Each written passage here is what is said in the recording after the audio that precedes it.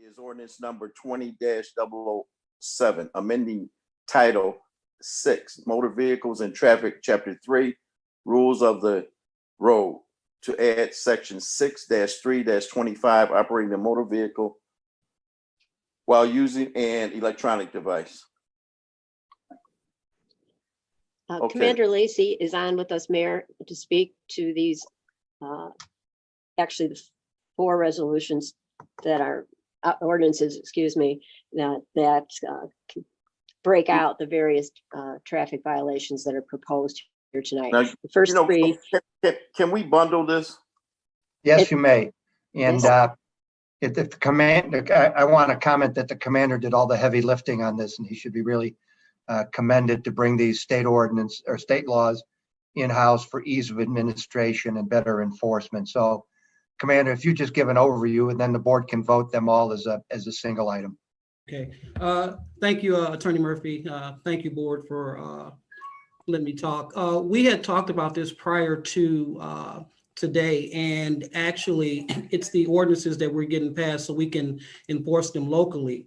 The reason why they weren't on the agenda the last time was because we had to get with legal with Attorney Murphy in reference to making sure everything was in order, making sure the wording was right, and that's what was done. So I appreciate Attorney Murphy and his law firm for doing that. So this is the same thing that was up. We talked about last time as far as offer out, as far as a truck, as far as talking on the cell phone, as far as window tint, and various other things that you have in front of you. So this is basically the same thing. We just wanted to make sure that the wording was right and it was legal as far as what we were doing.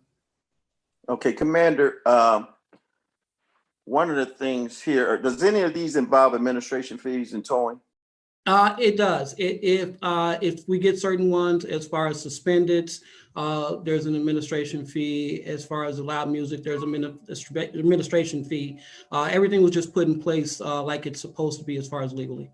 Okay, now the one of the things that I would have liked to seen on this, and I'm not sure if it's already in place, is the loud music, and we have to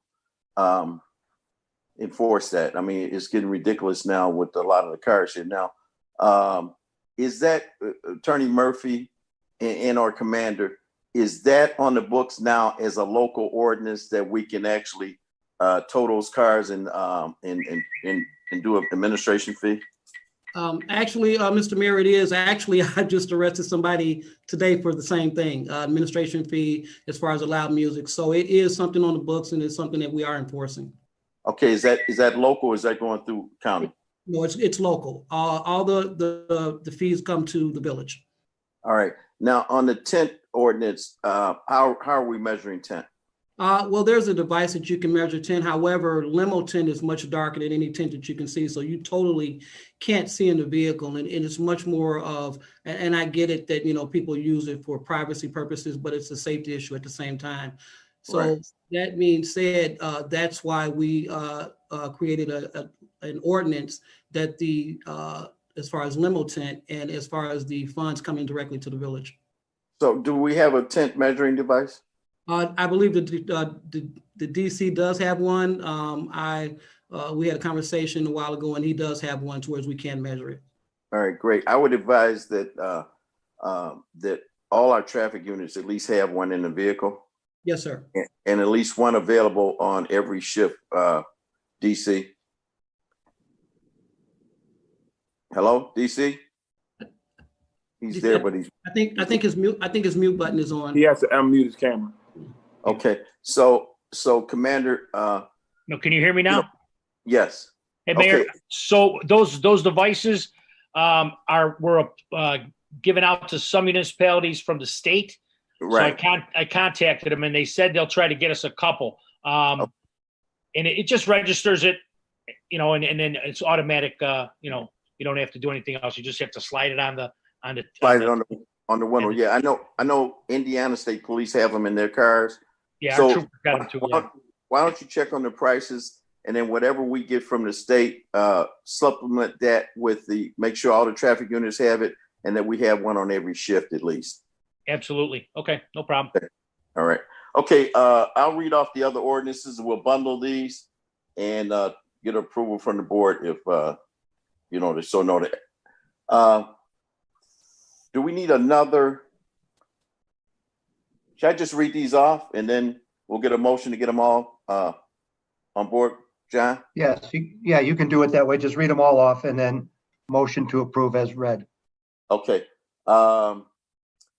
Also, in adding for the approval is item C, ordinance number 20-008, amending Title 6 Motor Vehicle Traffic, Chapter 6 Vehicle Equipment and Condition to add section 6-6-10 Vehicle Window Tint, 6-6-11 Squealing of Tires Prohibited, 6-6-12 Vehicle Requiring Splash Guards, and 6-6-13 Covers or Tarpaulins required for certain loads. Item D, ordinance number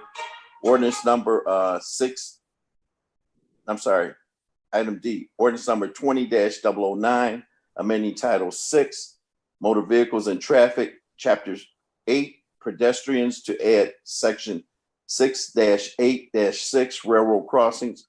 Item E, ordinance number 20-010, amending Title 1, Administrative, Chapter 4, General Penalty, Section 1-4-4-F, Schedule of Fines. Can I get a motion to approve item B, C, D, and E? Motion to approve items C, B, D, and E. B, C, D, and E. Thank you. Is there a second? Second. Okay, it's been motioned by trustee Steve and seconded by trustee Brown to approve items B, C, D, and E. Any questions? Can you explain them, each one that we trying to approve? I heard you say something about 10 and a splash guard. Can you explain so residents know which ordinance? Now, trustee Henry, these were explained at a previous meeting, but for sake of clarity, if you want to explain again, then that's fine.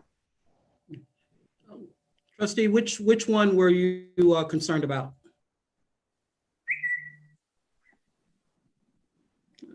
Trustee? Can you hear me? Yeah, I can hear you now. Which Okay. one were you concerned Well, about? all of them, if you could go through each one that we're approving, because I know he just said B, C, D, and E. So I know one stated about tent and the other stated about splash guards so that we can understand what it entails. Sure, I don't have the list in front of me. However, in reference to splash guards, that would apply to trucks. Truck law clearly states that a truck has to have 2 splash guards while they're on the road. You do run into trucks that do not, so that's a violation. It's not only a state violation, it's a federal violation. However, we can enforce that as far as locally, and the revenue can come to the village. The same thing would apply to the tent. That's also a state violation, and we can enforce that a local ordinance to where the revenue comes to the village. There's also, top of my head, there's one for trucks off route. Dolton is not a truck route. If you come off of 94 going eastbound, that is in fact a truck route. If you're going westbound, it's not a truck route. Dolton does not have a truck route in the village. However, if you're doing business in the village, you're fine, as long as you can prove it and show your paperwork. But other than that, that would be revenue that will be coming to the village. That's what I can remember off the top of my head. Oh, I'm sorry. Squealing of the tires. We all know that that's a nuisance to the residents, as far as people squealing their tires, as far as playing the loud music. All of these are basically state violations. However, we can enforce them locally to where the revenue comes to the village. Okay, so if a person is driving through town and they got tinted windows, is that probable cause to pull them over? Is that what you're stating for the tent? It is. Yes, it is. You can in fact pull this person over. That would be probable cause for an officer to stop a vehicle if so desired in reference to that violation. But the difference would be you can write him a Y series ticket, which would go to Markham, or you can write him a local ordinance ticket, which would go to the village. The one that would go to Markham, it would in fact affect their driving record, affect their insurance. The one that goes to the village, there's a little bit more leeway to whereas the fines go to the village and it would not affect them. It'd be much more of a hardship on them. Okay, so I guess when the officer approach, how will the individual know that we have an ordinance in place? So we just would write them a ticket, it won't be a warning or nothing like that. It's just they getting a ticket. Is that what you're saying? No, what I would say is the officer would explain to them as far as what is really going on as far as the local ordinance. And we're not the only village that has it. There are actually villages other than ourselves that has the same ordinance. Right. I'm not dissing that. I'm just concerned about the cause I would get after you guys then wrote somebody a ticket that didn't know we had an ordinance in place to basically get a ticket for tent. Sure. So I'm asking, like, what would be our procedures when we approach? Can y'all not give a person a warning so that it'd be on file? You gave them a warning, so now the second time they get a ticket? Well, that would be up to the officer. It's just like getting a moving violation, trustee. It would be up to the officer as to whether they're going to enforce that moving violation or not. However, with everything going on and the rise in crime as far as windows being tinted, as far as us not being able to identify somebody that's in a vehicle that might have just committed a crime, that's one of the reasons that it's on the books, and that's one of the reasons why we would enforce it. Okay. Well, I'm not against it. Once again, I think you should educate the residents because that's my concern. For instance, it's probably a ton of people in town that has tint on their windows, their kids or whoever. And I don't want them to be a victim of some law that we put in place and you didn't tell them going forward. We don't allow that no longer. Sure. Well, you know what, trustee? It's actually always been on the books. Right now, what's going on now is that we're starting to enforce it because it actually helps the residents as if something happens in their area and they see something, well, they can't see because, there's tint there, there's dark tint there. This would in fact help us and help the residents to see if they don't have tint on their vehicle, then they can see who's driving that vehicle. They can describe their vehicle. Okay, and the other one was the Trustee Henry, may I interrupt here? There is a state law in regards to tent, and it passed several years ago. The thing here about this tent is that to the degree of tent, a lot of the drive-by shootings are done by people that have cars with dark tint where you can't see in.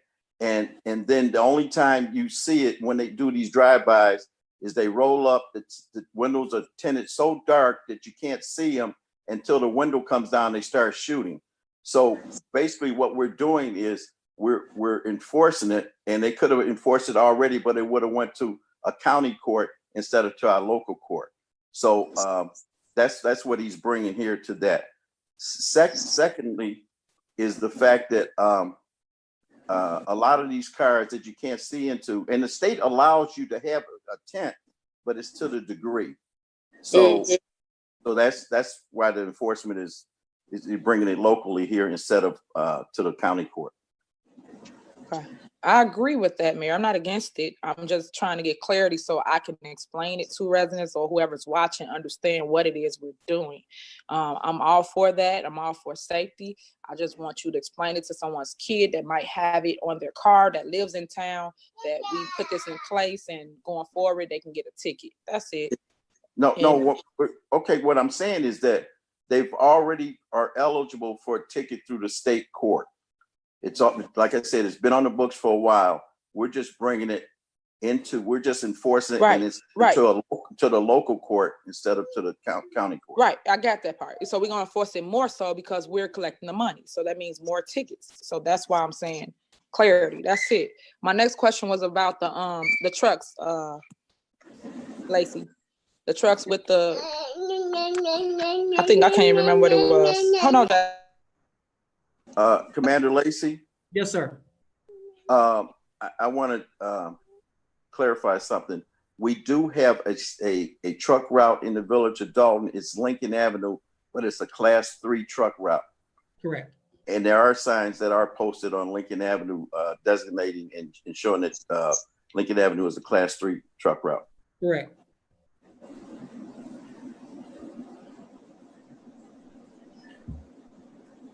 Okay, Mayor, so make sure I got this right. So by passing this basically just saying we're going to collect the money here in the village?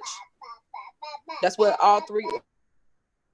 Well, if they're found guilty and the judge fines them, yes, they would pay the fee to the court, the fine to the village instead of to the county. Mr. John? Mayor, of course, it's not strictly for money. Right. The courts are encouraging the municipalities to move these kind of violations into adjudication court rather than to have them at Markham. You can imagine what the next 6 to 9 months are going to look like at Markham in terms of caseload. So just in terms of practicalities, it makes a lot of sense to bring these local violations into the local adjudication system. Yeah.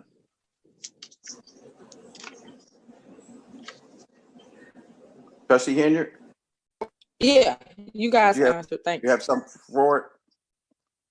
No, that was it. That was my questions. Thanks.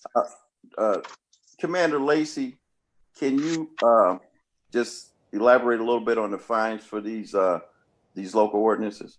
Right. Unfortunately, Mayor, I don't have the fines in front of me, but these fines that are on the list that you guys have, these fines would in fact go locally versus state. So the fines would go to the village and not to the say Markham Court or the state. Right. Now, DC and Commander Lacey, can you make sure if these are approved that our officers on the street get a copy of the ordinances so that, if they want to enforce them, they know exactly which ordinance to enforce? Yes. I plan on, and with the DC's approval, I plan on going to the roll call so I can explain to the officers at roll call, hey, look, this is what we can do and this is what we can't do. And then, of course, give them a copy of the ordinance so they can have it handy. Absolutely. Yes. Okay, great. Any more questions? Okay, roll call, Madam Clerk. On the motion to approve as read, ordinances number 20-007, 20-008, 20-009, 20-010. Motion by trustee Steve, second by trustee Brown. Roll call, trustee Denton is absent. Trustee Steve. Aye. Trustee House. Aye. Trustee Brown. Aye. Trustee Holmes is absent. Trustee Henyard. Aye. Okay, motion carries, 4 ayes. Next thing on the agenda is new business. There is none. And then citizens address. So, can we recognize Mayor? Go ahead, trustee Steve. I'm on the chat. That's where we get the citizens address from. Okay, There's 2 questions. Though I think that there's one a statement and one question, but I think the one is, will the residents get a copy of the ordinances as well? And I mean, as Mary Kay, you can elaborate on the process of getting the ordinance and be on the website. Sure. Or, I'm sorry. If you can elaborate, will the residents get a copy of the ordinance? All ordinances are, once signed by the mayor, are sent to the webmaster to post on the website under government. And we would have copies here at the village hall. Okay. That's And what was- and then yeah. what was the statement? It sounds to me as if you are just trying to find ways to get money from people any way you can. All I keep hearing is we will get revenue, administrative fees from that. I think it was explained. I mean, if somebody wanted to address that statement. Well, as Attorney Murphy stated that we're bringing these ordinances to the village, which will help alleviate the congestion in the county courts. And these ordinances have been on the books, or statutes have been on the books for the state. And, at that point, if the violators will get their day in court, and it's up to the judge to determine guilt or innocence. So our police officers can still enforce a state statute which would go to the county court. But in this case, if the enforcement for these ordinances that we approved tonight will go to the village. Is that correct, Attorney Murphy? Yes, yes. So, this is law enforcement primarily, and it's actually more convenient to the people to have these things handled in adjudication court than to wait in line for 2 hours to get into the Markham court. And just as Commander Lacey said that a number of towns and municipalities have these ordinances on their books, that they brought it in for adjudication into the municipality instead of going to the county court. Yeah, Okay, that's correct. Any more trustees? One more is, she stated not everyone has access to the internet. That's why you can come into the village hall and get the actual copy of the ordinances. Yes. And I That's expect there will be interest, particularly in these ordinances and the fines that have been added for these violations. So we'll have some copies just out here on the table for residents, at least for the time being. Yeah. And one of the things that in creating a traffic unit is to also create enforcement for the truck traffic. Sibley Boulevard is a highly populated street that with a lot of truck traffic. And one of the reasons that, and I'm happy that Commander Lacey is going for the enforcement of the splash guards. Those splash guards keep rocks from being passed up and distributed, and that's how you get broken windshields. And a lot of times the people cannot catch the truck, or the truck driver. If they do catch the truck driver, they don't pull over, and they deny that anything came from the truck and broke the windshield. So I'm happy to see the enforcement of the splash guards, because it saves windshields.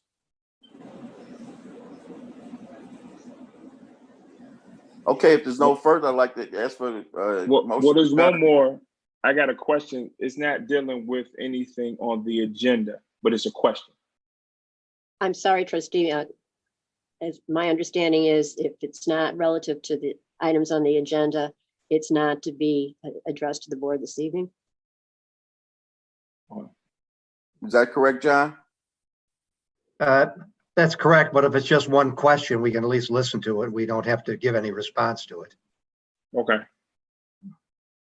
Okay. Go ahead. Well, July 4th is coming soon. Neighbors last year had fireworks show on the block with family and friends. With COVID, how do you plan to keep us safe?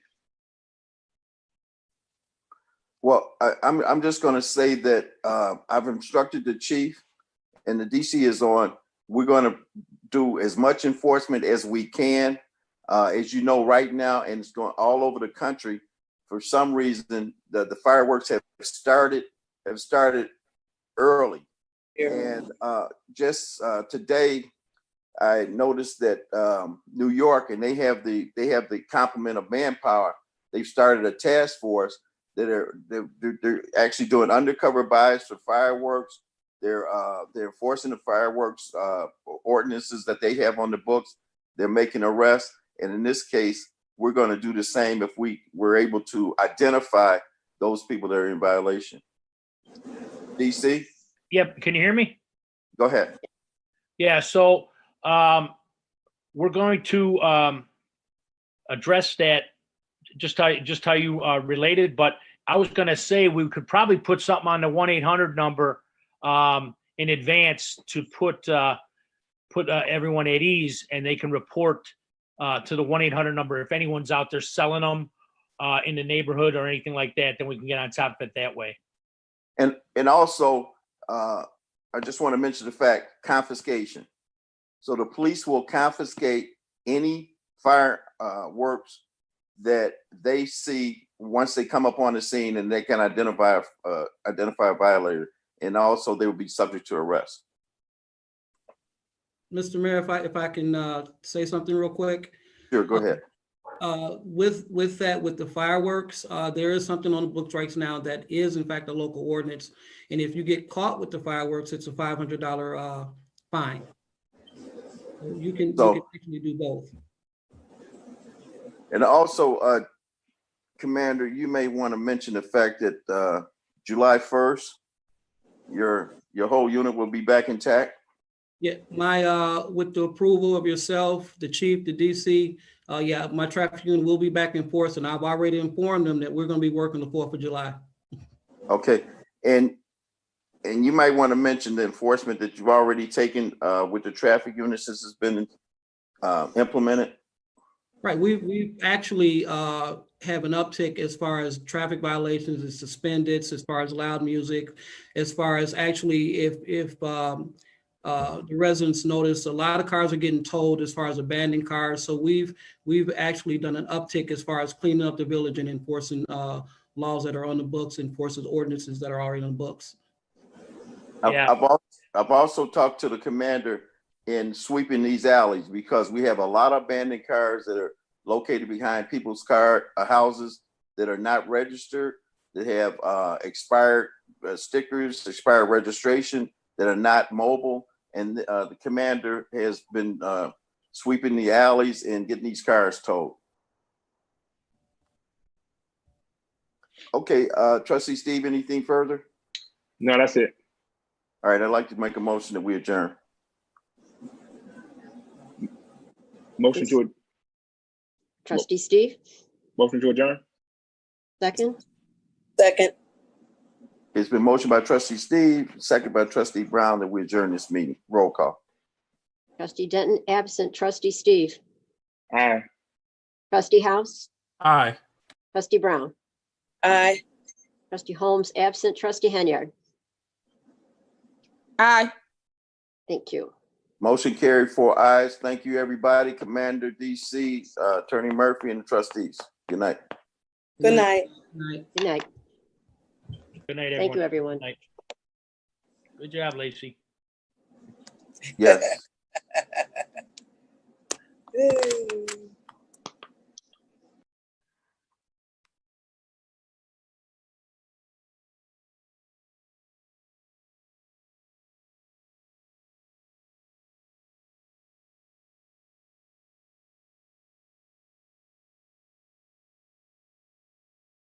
All good. We're just doing a story. We've heard controversy about the mayor, and we're here to see if she's a hero or a villain. What is your take, sir? No, I don't have a take. I'm saying, what are you here for? You're just taking. We're running a video right now. But you got to get permission to do that. In a public area, sir? Yeah. I don't believe so. This is a public area, huh? Okay. Which means you get to film in public. There she is, right there. Oh, is this a public area? Yeah, but we don't. You have to get Funded by the permission to taxpayer? take pictures of people here. You cannot be in here. Wait, isn't this a public area though? You can't be in with the cameras. Come on out. Come on out. Wait, this is a public area. Come on out, gentlemen. Can you ask that Sir, question? step out, please. Is this a public area? Sir, please step out. I don't think this is legal. Sir, that's Who a else police got ID? stop. Coming back. State of Illinois, you're supposed to have ID. Go get your ID. For what? Come back. Hey, go get your ID. Unlock the car so you can get his ID. It's not a request. Oh, it's not a request. Not at all. You know you're liable, right? In Illinois. For what? Get it right. I know who you are. Get your information. Get it Voted right. no confidence in Deputy Chief Louis Lacey. A new top cop has now been appointed. Ronald Burge Sr. He ran against current Mayor Tiffany Henyard back in 2021 and formerly served as police chief in Dixmoor. The former Dolton Deputy Police Chief Louis Lacey was indicted on bankruptcy. I don't care about black lives. Follow me, sir. I can walk, sir. I can walk. I'm not. You're stopping in front of me. You're stopping. Chief, put those cuffs away. You're not going to arrest anybody. Stop it. Put the cuffs away.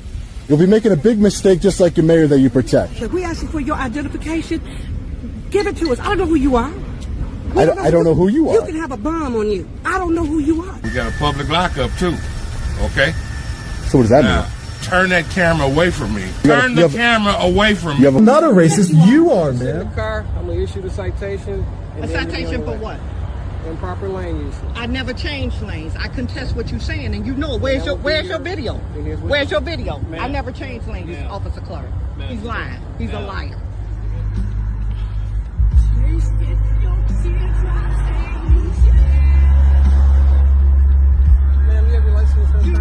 No, I'm not reaching for anything. It was something blowing across the road, and I know you saw it. Well, you should fix.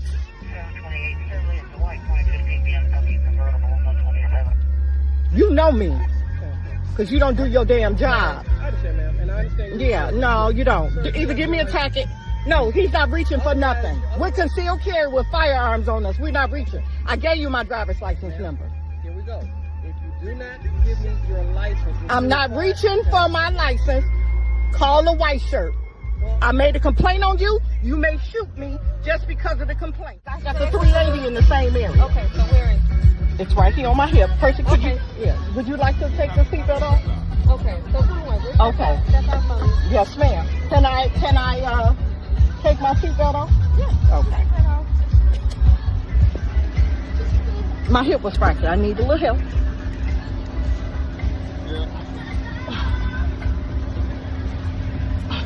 There's the 380 right there.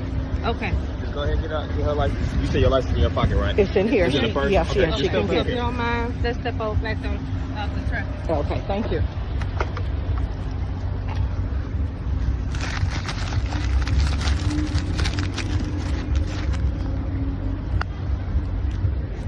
Yeah. Driver's license, military ID, Utah carry. We have property in another state. We have, here's that, and here's this one. Thank you. I did not want to reach, but I gave him my driver's license number. 1836.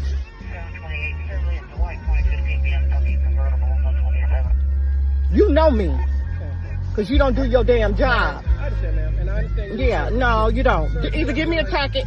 No, he's not reaching for nothing. We're concealed carry with firearms on us. We're not reaching. I gave you my driver's license number. Here we go. If you do not give me your license. I'm not reaching for my license. Call the white shirt. I made a complaint on you. You may shoot me just because of the complaint. I will give you my driver's license number, in which I am to do. The reaction from the community. Courtney? Yeah, good morning to you both. A federal indictment that came down yesterday accuses Dolton's acting police chief, Louis Lacey, of bankruptcy fraud. This comes about a week after the village fired Lacey after placing him on leave. But despite getting notice of his termination, we're told he was still showing for work. It's a great day in Dolton. Justice is being served. Dolton residents reacting after the police department's acting chief is slapped with a 9-count federal indictment. Louis Lacey now accused of bankruptcy fraud, making false statements and lying under oath. I'm just so happy because this man needs to be taken off the street. He does not need a gun or anything, period. According to the 24-page indictment, Lacey has filed for bankruptcy 7 times over the last 40 years, including 2 times in the last 5. In one case dating back to 2015, Lacey is accused of largely underreporting his income and lying about being separated from his wife so he could claim she wasn't contributing to their shared expenses. All of that to allegedly avoid paying back more than $40,000 he owed in a settlement. This is going to be a domino effect, and we got to take the rest of the trash out.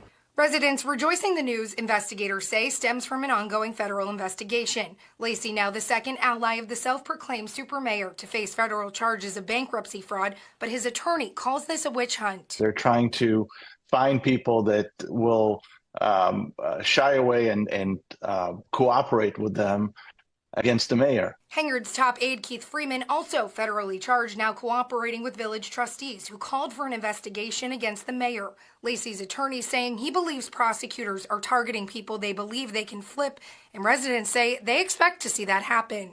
I think that this is a good thing because I'm sure Lacey is going to try to save himself. Former Chicago Mayor Lori Lightfoot recently revealing findings of an investigation she was paid by the village to conduct. While that was separate from this indictment, it laid out big allegations against Lacey. With all due respect to Lightfoot, it was her conclusion. She is nobody. Lightfoot was a formerly high-powered federal prosecutor before her time as Chicago's mayor. Her findings revealed Lacey is accused of being paid more than $200,000 in overtime over the last few years, despite his inability to receive overtime pay. She's just the person that came out with a conclusion, and the village is taking it as if it was the scripture. Residents now waiting to see what comes next for Lacey, the department, and the village. There are some good people working for the police department in Dolton. My wife and I have met a couple of them, and I hope the powers that be will allow one of the good ones to fill the space.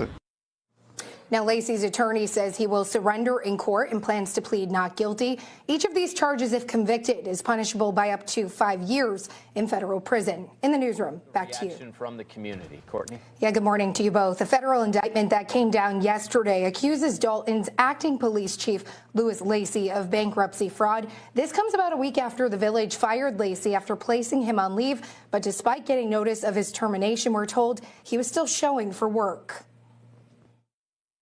It's a great day in Dolton. Justice is being served. Dolton residents reacting after the police department's acting chief is slapped with a 9-count federal indictment. Lacey now accused of bankruptcy fraud, making false statements and lying under oath. I'm just so happy because this man needs to be taken off the street. He does not need a gun or anything, period. According to the 24-page indictment, Lacey has filed for bankruptcy 7 times over the last 40 years, including 2 times in the last 5. In one case dating back to 2015, Lacey is accused of largely underreporting his income and lying about being separated from his wife so he could claim she wasn't contributing to their shared expenses. All of that to allegedly avoid paying back more than $40,000 he owed in a settlement. This is going to be a domino effect, and we got to take the rest of the trash out.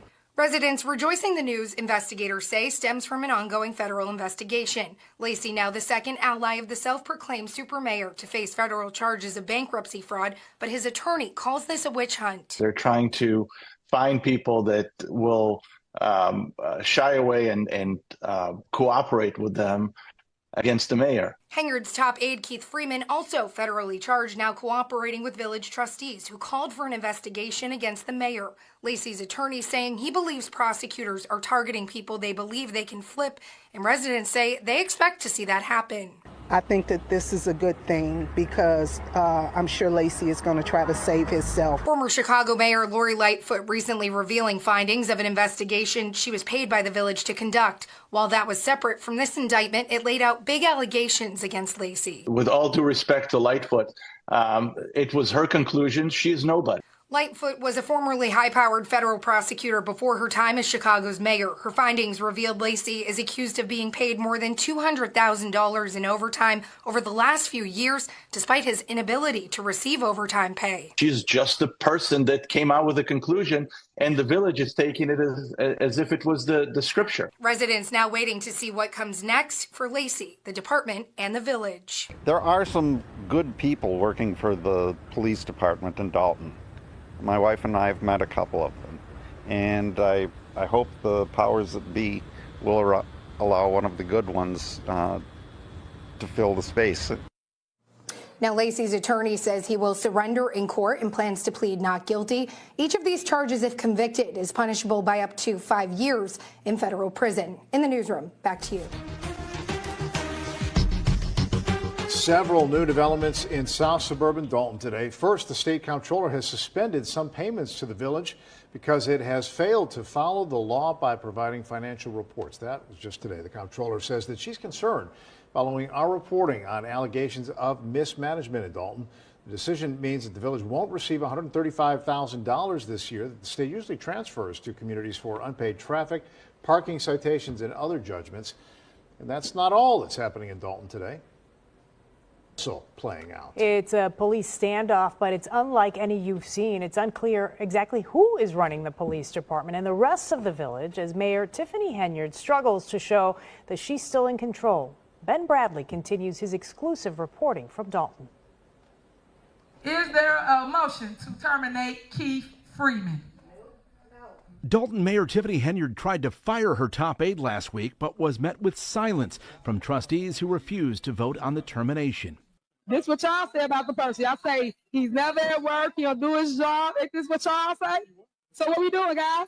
The standoff is surprising given that trustees once despised village administrator Keith Freeman for helping Henyard run the show in Dolton and Thornton Township, but he's now cooperating with trustees investigating Henyard's spending.